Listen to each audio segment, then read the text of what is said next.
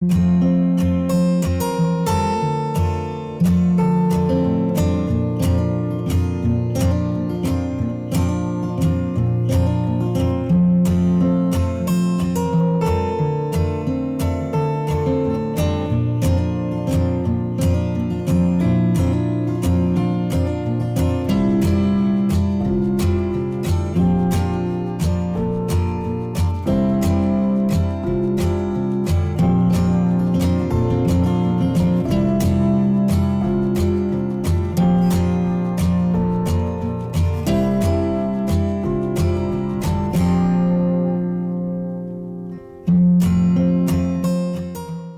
guys, real quick before we get into today's video, this past weekend we visited a wildlife farm in our area and the kids had a blast. It was so much fun. I even managed to get a clip of the babies trying to pet an animal, which was super cute. So stay tuned for our video, but first some clips from our weekend.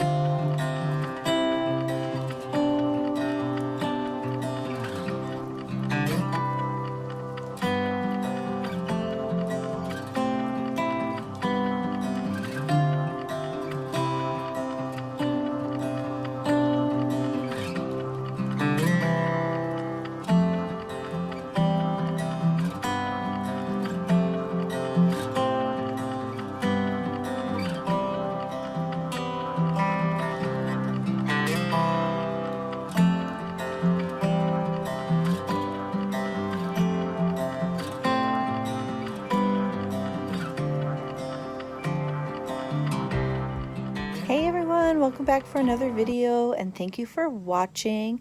I actually had someone request this video, and so today I'm going to be talking about our adoption story through foster care and what that kind of looked like for us. I kind of feel like our, although our case was really easy, it took way too long to get to the process of adoption, and I'll kind of touch on that and why things like that happened throughout the video. So let's start at the very beginning. In the end of November 2016, we got a phone call about a little boy. He was 3 months old. He was waiting to be discharged from the NICU. He was 30 weeks old. There was some suspicion that there was some things going on genetically, but at that time they did not have the results of those genetic testings back yet. And he was also having some extreme feeding difficulties and was slated to have surgery to have a G-tube put in because he could not adequately take his feedings by mouth.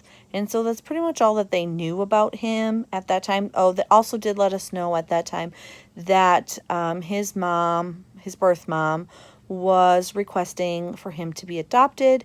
However, when given the resources to reach out and meet with an adoption agency, she never followed through, and so he was having surgery and they needed somewhere for him to go after the surgery because there was going to be no reason that he needed to continue staying in the NICU. So we spent 5 days at the NICU with him, learning all about him. The day we had met him, I believe, was the day that he had surgery to have his G-tube put in that morning. And we met him later that evening. And then we spent 4 additional days with him, just snuggling him, cuddling him, learning about him. We needed to go through some training in regards to how to care for his G-tube, and also needed to go through some additional training on how to use his G-tube for feedings. And then he also, because he was a 30-week preemie, had some oxygen issues throughout his life in the NICU. However, that had all pretty much resolved itself. He did have some pretty severe reflux issues. He had quite a few developmental issues that were going on and delays that were kind of contributing to his inability to bottle feed. And it's not that he couldn't bottle feed. He just didn't have, I don't know if he lacked the ability to bottle feed enough to sustain himself, or if he just lacked the desire to do so. Knowing what I know of him now, and he just turned 3, I'm gonna guess it's more so the desire to do it than the inability to do it. We learned a lot about him after we brought him home that kind of, we look back and think like this makes a lot of sense as to why he wasn't feeding very well while he was in the NICU. So after those 5 days were up and they did all the trainings with us and they felt like we could adequately care for him, they sent him home with us. At that point, his mom was still maintaining that she wanted for him to be adopted. She had met with the social workers and said that she would do what she needed for him to be adopted. She also, had said this is who the birth father is. And we needed to wait for a court order to have a paternity test done for his paternity to be established. And until his paternity was established, the social workers really couldn't share a whole lot about him.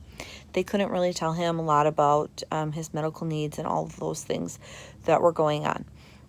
We did also learn right before he was discharged that he did have a genetic deletion. It's referred to as a micro deletion. So basically part of one of his chromosomes is missing, and micro meaning that he is missing a really tiny part of his chromosome.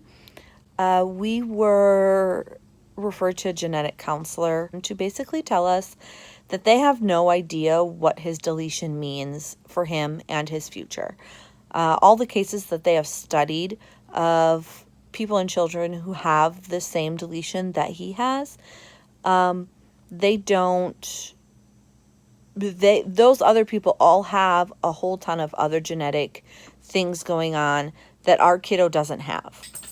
So they couldn't fully pinpoint everything that he may or may not struggle with.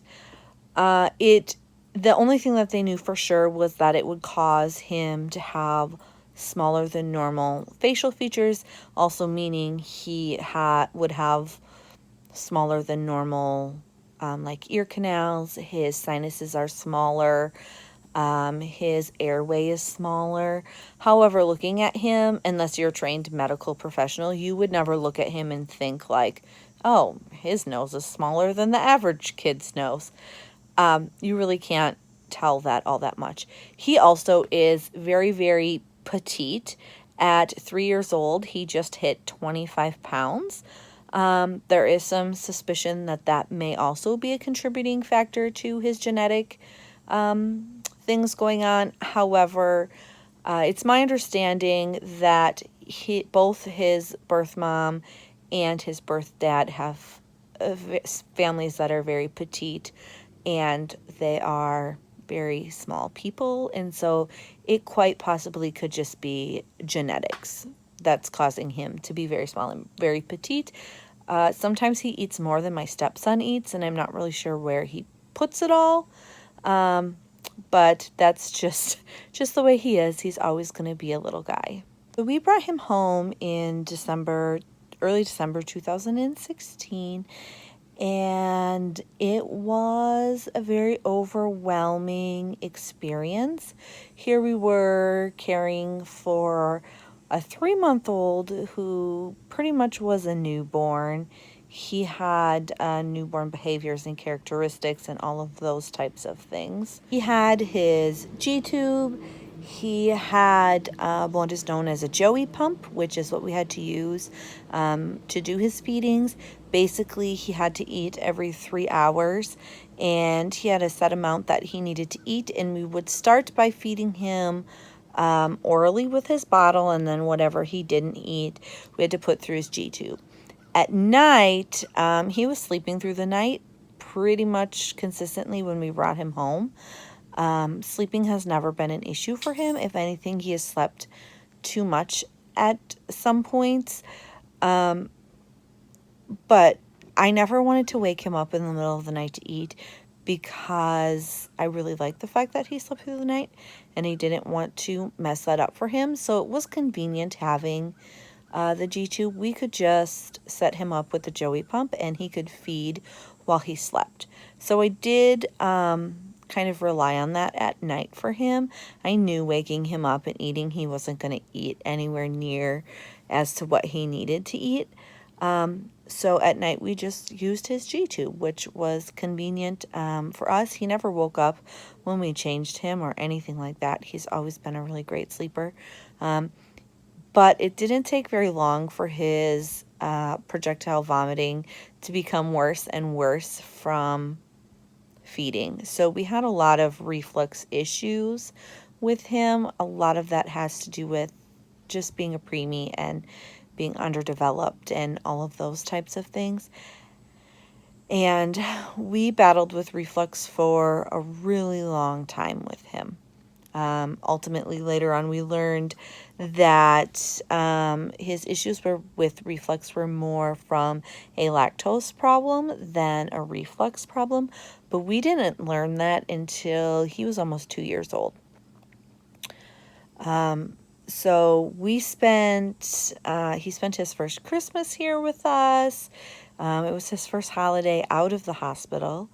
He was spoiled rotten by all of our family. And then it was just us and him, and we were trucking along. By February, it had become very evident to us that a lot of his feeding problems were problems due to the fact that he never established that connection or that bond with anyone. Around that time, he had bonded with me and connected with me and felt secure with me, and I was having to use his feeding tube less and less. However, if other people tried to feed him, he would not eat for them, and so they would then have to rely on using his feeding tube. And my husband had to use it for a lot longer than I did, solely because he just wasn't as bonded with him. I was home with him all day, so I was really the primary caretaker. And once he fully bonded with me, I never used his feeding tube again. But like I said, he wasn't so easygoing on other people. He was very particular. He still is very particular. But eventually we were able to move away from using his feeding tube, which was amazing. I believe it was the end of March, beginning of April, sometime. Actually, I think it was in April. We finally received the court order to have his paternity test done to establish paternity for his bio dad. At that time, his bio dad kind of just knew things that he had heard through the grapevine, but still couldn't have a real conversation with the social workers about everything that our kiddo needed and everything that it takes to take care of him and all the training that he would need to have and all the doctor's appointments that he needed. And he was starting therapies because he had some pretty significant developmental delays. And he really didn't know all of this yet because his paternity wasn't established. So we went in and had that paternity testing done, and it took about a month for the results to come back. And the results came back, which we all pretty much knew that he was his dad. He looks exactly like his dad. And so we were just waiting to see what was going to happen. And his birth dad expressed interest in caring for him and wanting to be his provider. So the county set up some visits with him, and so he had a few visits, and then they set up some time for me to meet with him at our county's department building where they do the supervised visits. And the whole purpose of those visits were for me to train him on everything that he needed to know in caring for him. So basically caring for his G-tube, using his G-tube, everything he needed to know in terms that we had learned from the genetics clinic, all of his developmental things. It really was a time set aside for me to go over all of that information with him.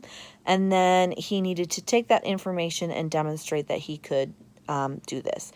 Things didn't really work out. I think his birth dad got really overwhelmed really quickly with all of the things that he needed.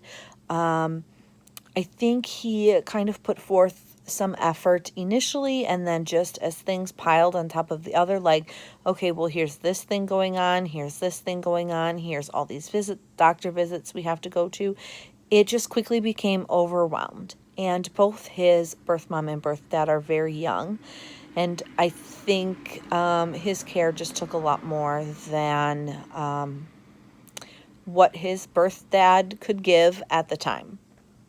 So at that point, I think his birth dad met with him maybe 4 or 5 times over the course of 2 months.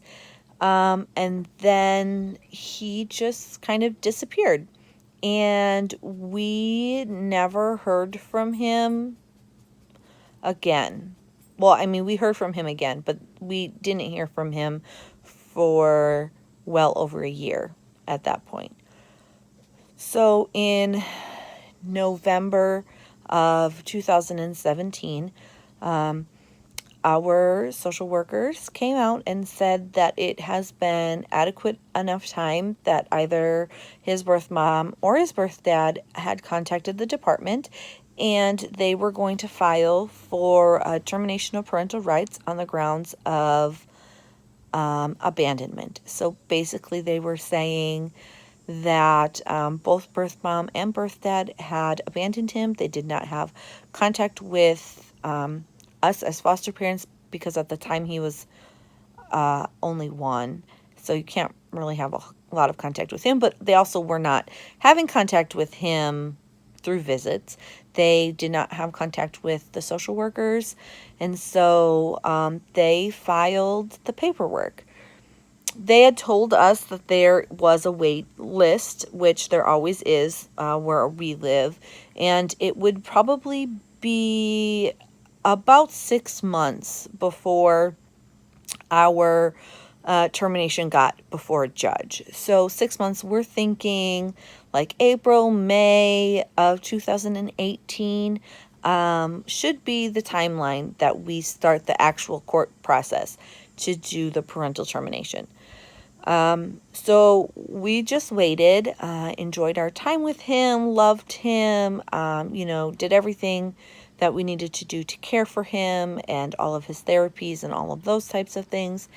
And in April of 2018, when our social workers were out, I said, hey, what's going on with the parental termination? Like, where do we stand on that? And we were informed that our county had put all of the parental terminations on hold. Yes, not what we wanted to hear. They pretty much told us that there had been a staff turnover. Someone had retired in the department in that level, and the person who was taking over that person's job couldn't stop doing the job she was doing until they hired someone new.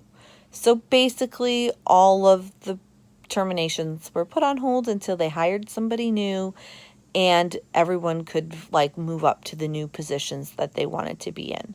And so I said, well, how long will this process take? And nobody really knew. Nobody really had any answers for me. However, they did say that there was one other child ahead of us on the list for the TPR, and then it was our turn was next on the list. We were also told that there was a lawyer who, when they had some spare time, they would come in and kind of cherry pick the easy cases out of the TPR files, and then they would work on them. And so she was also thinking maybe if that happened, that lawyer would maybe pick our case, because our case was fairly simple. It was an abandonment case. No one had heard from birth mom or birth dad in almost a year at that point, and that was the way it was going to go.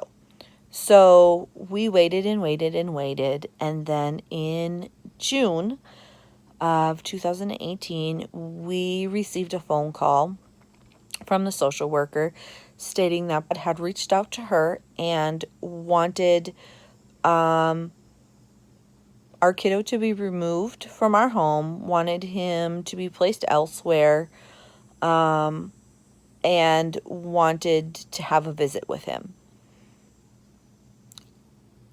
That was a very nerve-wracking experience for us. My heart kind of tore out of my chest a little bit. I had a lot of different emotions. I was angry. I was sad. I was confused. I didn't really understand why this was happening all of a sudden and what was going on. But we had a really great team of workers on our kiddos case. And basically, they said to me, well, we don't really support what he wants. They said, first of all, we would never remove a child just because a birth parent said, I want you to move them. I want them somewhere else. They would never do that. There would have to be a lot more going into it than that. And since the birth parent had been gone for so long, like they didn't really know what was going on or anything like that. So they also said that they did not support the birth parent's decision to start visits again. They wanted for this birth parent to show some initiative before they could see their child again. So they wanted this birth parent to be in contact with me. They wanted this birth parent to reach out to our kiddos' team of physicians and therapists and get updates.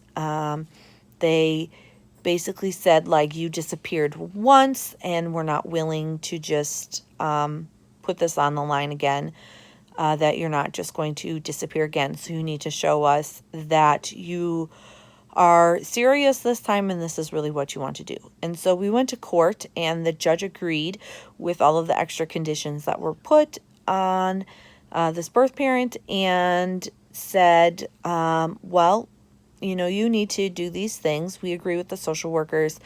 We're not just walking in and out of this kiddo's life. And we need for you to show that this is really what you want to do. And if you do these things, then you can have a visit with your kiddo and move forward from there. And until you do those things, all visits are suspended. So basically, at that point, for a very short period of time, the birth parent reached out to me, asking how their kiddo was, but it didn't last for very long. I was very real and honest in the messages I sent. There was a lot going on medically at that point. Our kiddo was constantly sick all the time.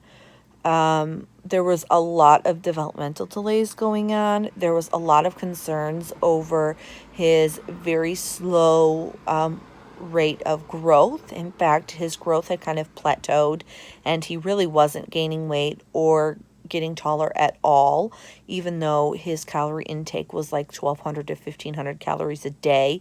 He still was not gaining any weight, and there was a lot of concerns over that. And so he still had, even though we kind of had moved away from preemie newborn medical issues, there was still a lot of medical issues going on. But to me, it just seemed like, again, he was really overwhelmed by everything. And I kind of get the feeling too that he was angry that he had to jump through all of these additional hoops.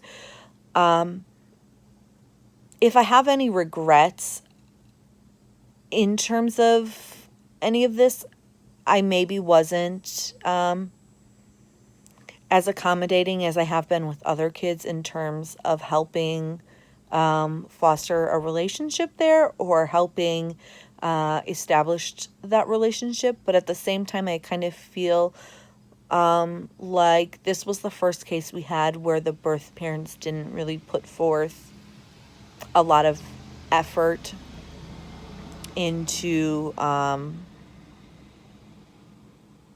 getting back to that place where they could have their kiddos. I think everyone was just really overwhelmed and really young and just were not at the place where it was right for them to take care of their child. So we just started the waiting game again. Our department was still moving forward with the parental termination, regardless of the recent fact that all of this had happened. They still felt as though parental termination was the way to go. So we waited and waited and waited and waited again. And in, I believe, October of 2018, we finally, actually was in, yeah, I think in October, the end of October 2018, beginning of November 2018, we finally got a court date. Yay! And during this time, so we finally got a court date for our parental termination. So let's just back up a little bit.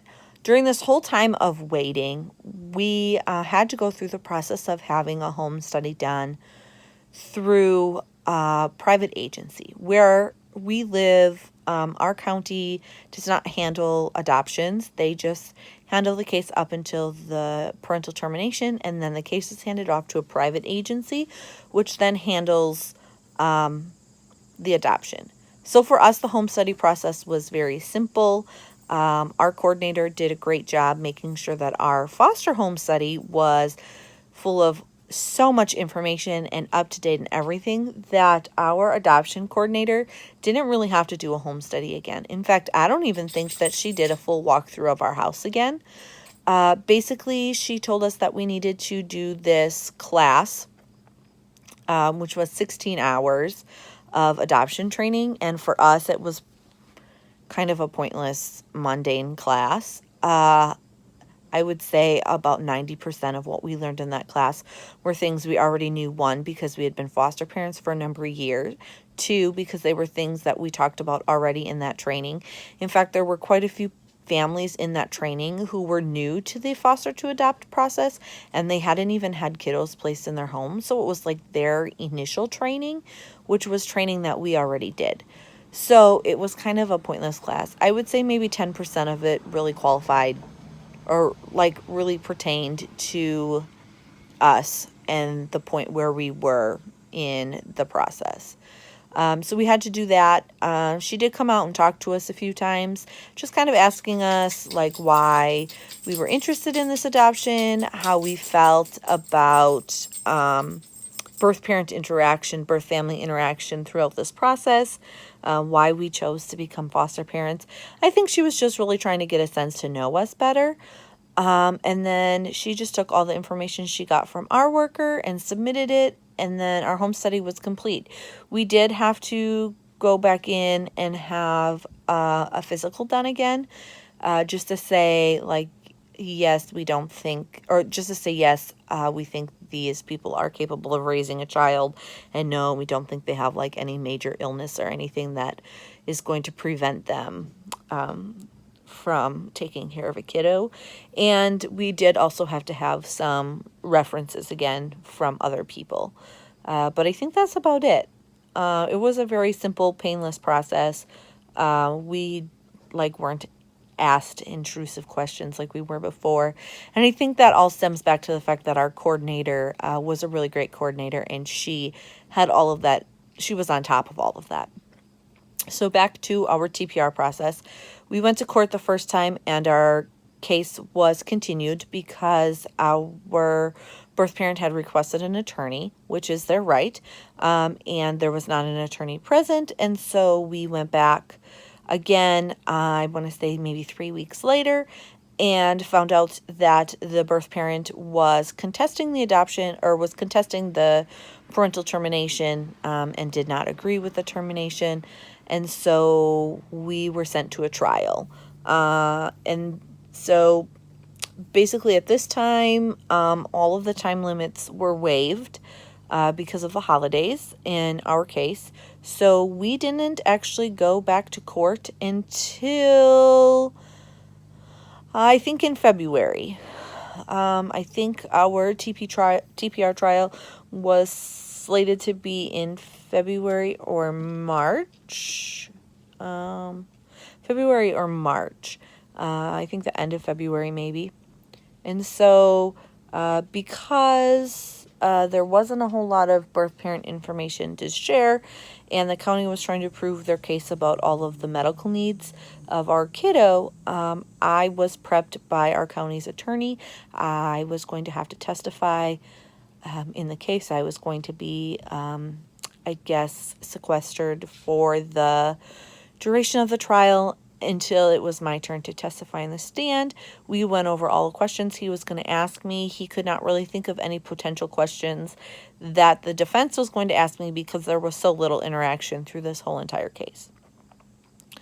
So everything was set and ready to go, and then we got a phone call a day later that the birth parent changed their mind. They were going to voluntarily give up their rights, and there was not going to be a trial. So we went to court, and basically it was just a really short hearing because the birth parent did not show up. They could not proceed with the trial, and we were continued to another day. So finally, we were at our last day of the TPR. Birth parents did not show up again, and basically the judge agreed with the county, and the parental rights were terminated. Our worker then came out with some paperwork, and our adoption worker from the adoption agency also came out at that time, and basically our case was handed off to the adoption agency. And we said goodbye to our social worker, which for me was kind of sad and kind of emotional because I really liked her and I really loved working with her. And they had been a part of our lives for the last 2.5 years. It was strange to think like, we're just not going to see them anymore. And so I was really sad when she left. Very disappointed that I knew like we weren't going to work with her anymore. It was just a very emotional time all around with everything that was going on. Because we had we basically had like 1.5 years that we had to wait from the time our TPR was originally filled out and everything was done to wait before we could get in front of a judge. We had gotten done everything we needed for our adoption home study, so we didn't have to do any of that. There was really no waiting period for us. We had to wait our agency makes you wait 45 days to make sure that there's no appeal to the parental termination, and then after that 45 days you can go in and file you can go in and file for your adoption date. So we waited the 45 days. Our adoption worker came out and went over all the information we needed for the adoption, as far as filling out paperwork to have him added to our insurance, because he is classified as a special needs adoption because of all of his medical issues.